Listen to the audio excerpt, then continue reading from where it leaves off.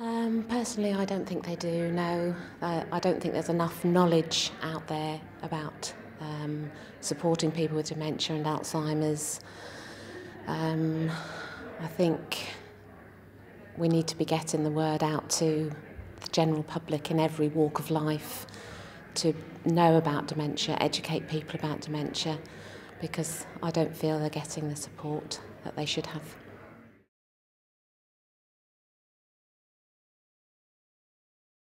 Probably not really. I don't think caregivers have ever really been valued to what I think it's always been a little bit, well, just nip in there for 15 minutes, make them a cup of tea, say hello, that's it, goodbye. But there's so much more. You need to spend so much more time with people with dementia to be able to support them properly, and I don't think caregivers are valued. I think it's always been thought of as anybody can do that job. In actual fact, I don't think they can.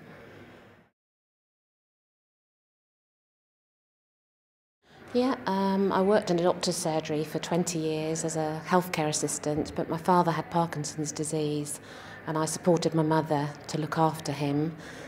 And when he passed away, I just sort of thought, I've got a lot to give here. I love the elderly. And I thought, well, give it a try. And I love, you get so much, it just enriches your lives to come away from people thinking you've actually helped them to stay independent or as independent as possible in their own home, because that's where most elderly people want to be, in their own home.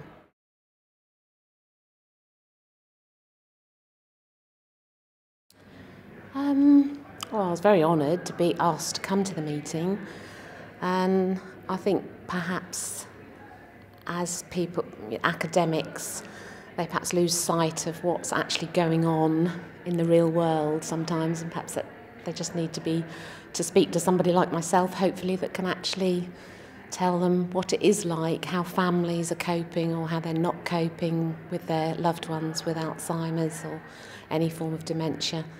And so I'm hoping to be able to talk about that, and also to listen to what is actually being done worldwide for dementia care.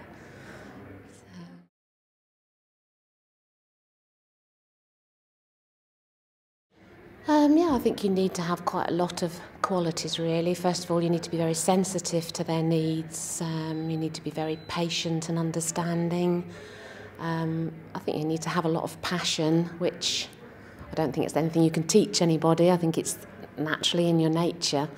But I think you've got to be very keen to support that person, not to do everything for them, but to keep them as independent and be able to do things with them, take an interest in that person, find out what they've always liked to do all through their lives, and that's what they want to talk to you about. You've got to be a very good listener and, as I say, be very, very sensitive to their needs, and you want to become their friend so that they trust you and have confidence in you.